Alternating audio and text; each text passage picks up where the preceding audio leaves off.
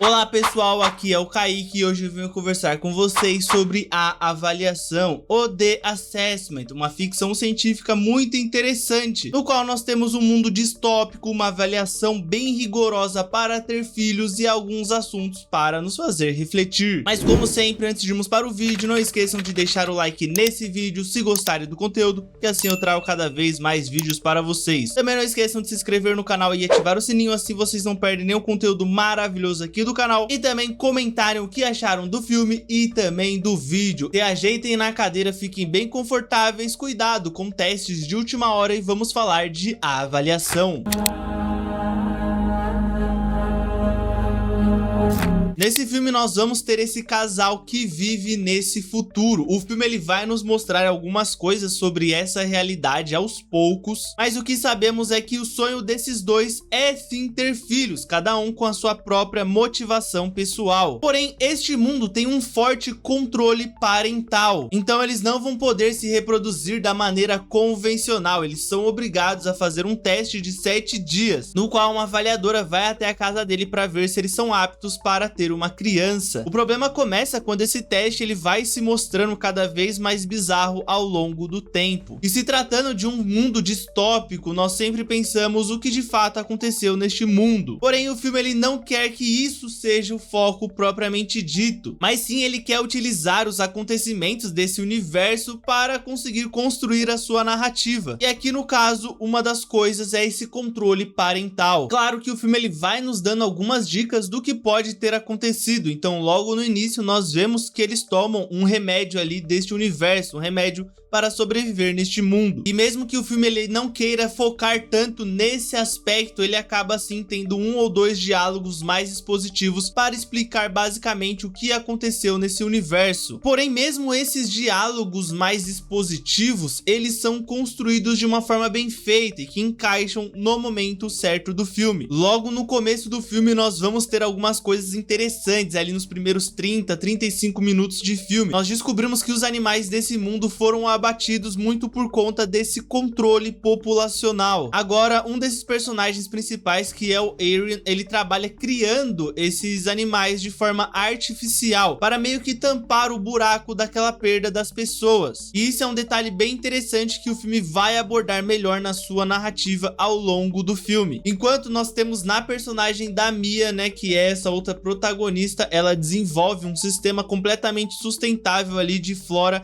em uma estufa, né? Então isso é muito importante porque isso gera alimentos, gera ali o oxigênio e tudo mais. Mas para além de todo esse mistério desse universo, desse mundo, nós temos um tema principal nesse filme, que é a vontade de ter um filho e os desafios dessa avaliação que vão se tornando cada vez mais difíceis. O filme ele vai lidar com esse tema de uma forma bem interessante. Ele vai criar alguns momentos em que numa primeira assistida nós vemos aquilo acontecendo e nós pensamos que aquilo ali está desconexo com a história, que aquilo ali não tem relevância, mas quando o filme acaba nós olhamos para trás e nós ficamos bem reflexivos, nós pensamos que aquilo ali realmente se encaixa perfeitamente na história do filme. E isso eu acho maravilhoso, porque quando o filme acabou eu fiquei olhando para a tela dele ali e pensando, caramba, o que foi que eu assisti agora? Eu fiquei uns 5 minutos só pensando nesse filme. E ele vai lidar realmente muito bem com esse tema de controle parental, né? Nós podemos trazer para a nossa vida real, por que não, né? Porque em alguns momentos eu fiquei com isso na minha cabeça, né? Eu não sei como funciona todo o aspecto de adoção de crianças,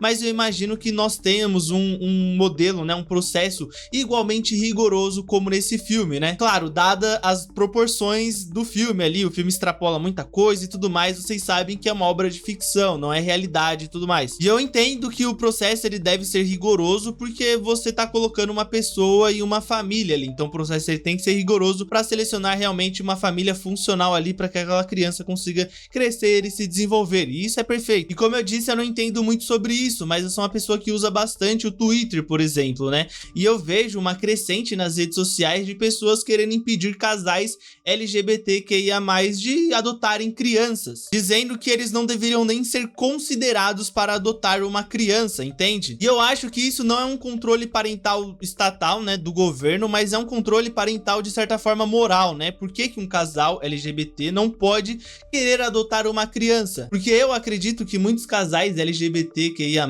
têm maiores condições de cuidar de uma criança, de adotar uma criança, do que um casal hétero cis. Até porque muito provavelmente foi um casal hétero quem colocou aquela criança para adoção. E aqui eu não estou fazendo juízo de valor, não estou julgando ninguém, porque cada um entende as suas motivações para colocar uma criança para adoção. Não deve ser algo fácil também. Mas isso é algo que me fez pensar bastante ao longo do filme, porque isso é algo que eu vim vendo no Twitter por muito tempo ali. Então eu trouxe isso para a minha realidade aqui, não para minha realidade no caso de eu querer adotar uma criança, mas sim da minha realidade de eu ter visto esses casos no Twitter e tudo mais, né? E claro, nós também podemos olhar para a nossa história, né? Nós tivemos ao longo da história, né, do mundo, no caso, alguns exemplos de controle parental do Estado, né? O Estado ali, ele colocava uma multa sempre que você tinha um filho a mais, né? Eu acho que o caso mais emblemático é o da China. Eu não sei muito bem como funciona, e até por isso que eu não vou me extrapolar demais aqui, né? Mas eu lembro basicamente que é isso, né? Ele tinha uma multa ali para cada filho a mais que você tinha. Eu acho que o limite era 1, então você podia ter um filho, aí a partir do segundo filho você já pagava uma multa. Eu creio que era uma multa mensal e tudo mais, né? Como eu disse, eu não entendo muito sobre isso, então eu não quero ficar falando para não falar bosta, né? Mas são dois casos que eu acho muito interessante da gente pensar e trazer para o nosso mundo, né? Eu acho que pessoas que vão assistir o filme e tem outros casos, né? Pessoas que estão na fila de adoção vão pegar isso de uma forma diferente do que eu peguei, né? Eu não estou na fila de adoção, eu nem penso em ter filho no momento ou nunca, né? Então realmente eu não tenho um entendimento que uma pessoa que queira ter filho e está na fila da adoção vai ter sobre essa perspectiva. Inclusive, se vocês estão na fila da adoção e querem compartilhar a história de vocês, comentem aí embaixo, que é muito interessante. Eu quero entender um pouco mais o lado de vocês ao assistirem esse filme e tudo mais. E o filme, ele também tem alguns momentos em que ele usa muito bem essa câmera para passar algumas sensações cada vez mais estranhas que vai crescendo à medida em que nós vamos assistindo o filme. Com esse tema que é realmente bem forte, com todo esse mistério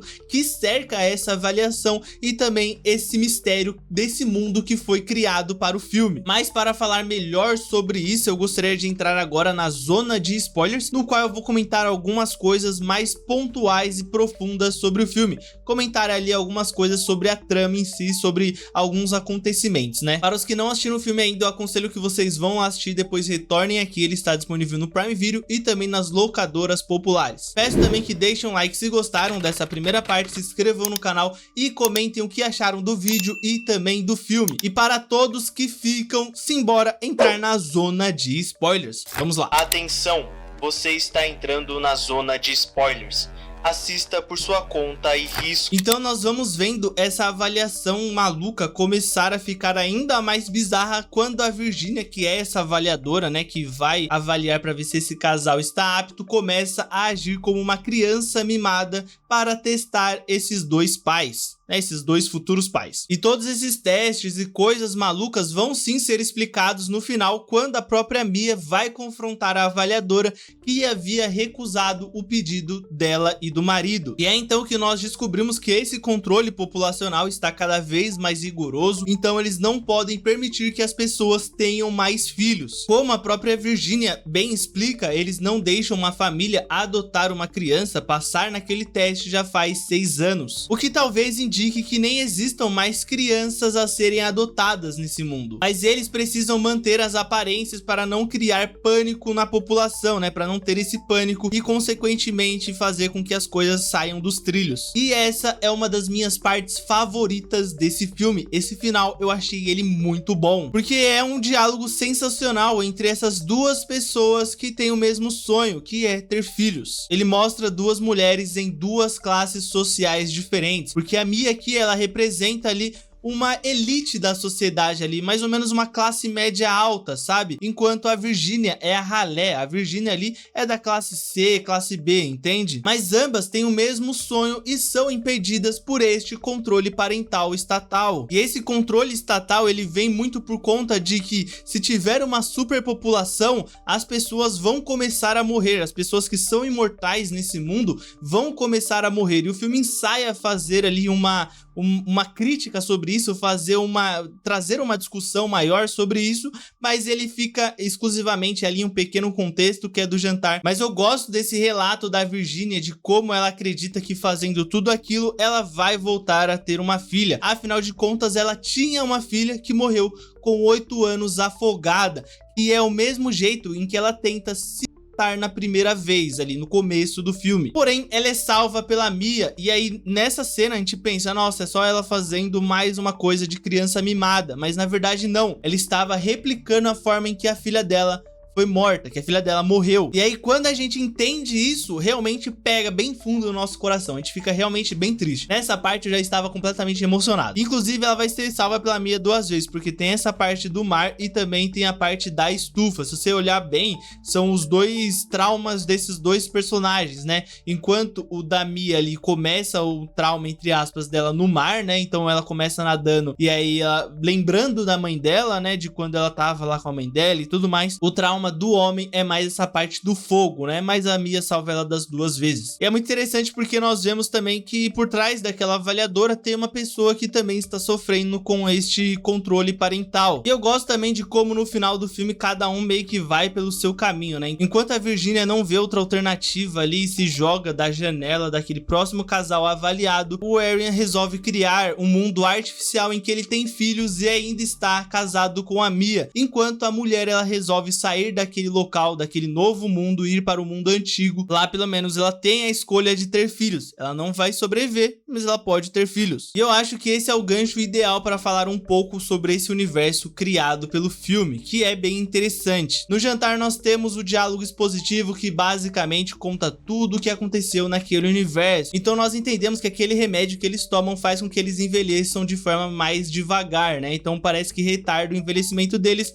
Em muitos casos parece também que freia o envelhecimento deles. Isso porque a mulher que conta a história do que aconteceu tem 150 anos de idade e viveu o suficiente para ver como foi o mundo antes daquele novo mundo. Ela conta como o mundo foi para o brejo e as pessoas começaram a se matar, até que descobriram uma maneira de reverter as desgraças produzidas pelos humanos e se fecharam nesse novo mundo, mandando os dissidentes para o mundo antigo, assim como a mãe da Mia, como nós vemos no começo do filme. Mas o que mais me chamou a atenção é como o filme ele não extrapola o seu tema, ele não quer deixar tudo muito grandioso, ele não quer colocar um núcleo nos rebeldes ou colocar um núcleo no governo. A proposta dele é ter esse universo em um pano de fundo para ajudá-lo a contar essa história, que é uma história menor desse mundo. É quase como um filme que se passa na nossa vida real, e aí a gente escolhe um pedaço ali da nossa vida real, uma história ali pequena da nossa vida real, para desenvolver essa história. Entende o que eu tô dizendo? Parece algo realmente bem natural. Eu acho isso realmente bem interessante, porque foge desse estereótipo de distopia que nós estamos bem acostumados, que são essas distopias grandiosas,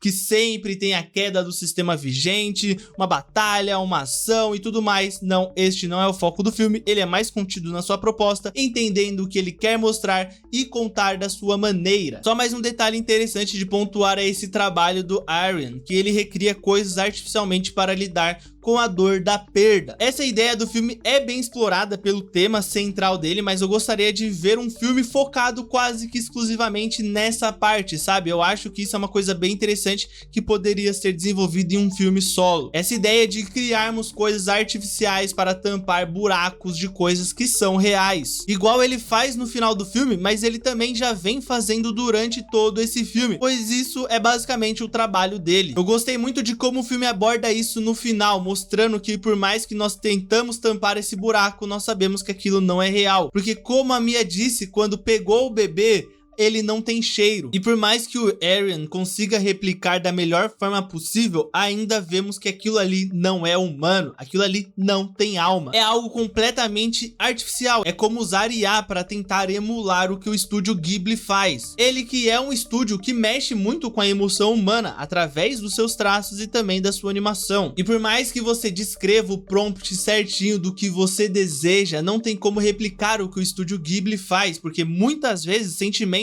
eles não são expressados através de palavras, mas sim através da arte. Mas eu quero saber o que vocês acharam do filme e do vídeo, então comentem aí pra gente trocar essa ideia maneirinha. E se eu falei alguma asneira, comenta aí, me corrige aí, fala aí o que vocês acharam pra gente ir conversando, debatendo sobre isso. Também não esqueçam de deixar o like nesse vídeo, que assim eu trago cada vez mais vídeos de lançamentos para vocês e de muitos outros filmes. Não esqueçam de se inscrever no canal e ativar o sininho, assim vocês não perdem nenhum vídeo maravilhoso que eu for fazendo para vocês. Vejam esse outro vídeo aqui que eu vou estar deixando aí no card para vocês, e também vou estar deixando aí para vocês assistirem logo em seguida, que é um lançamento bem legal, só que da Netflix. Me sigam nas outras redes sociais, porque lá nós temos conteúdos também bem interessantes para vocês, coisas bem legais mesmo. Só posso agradecer a todos que ficaram até aqui, me despeço agora, muito obrigado e nos vemos no próximo vídeo. Valeu!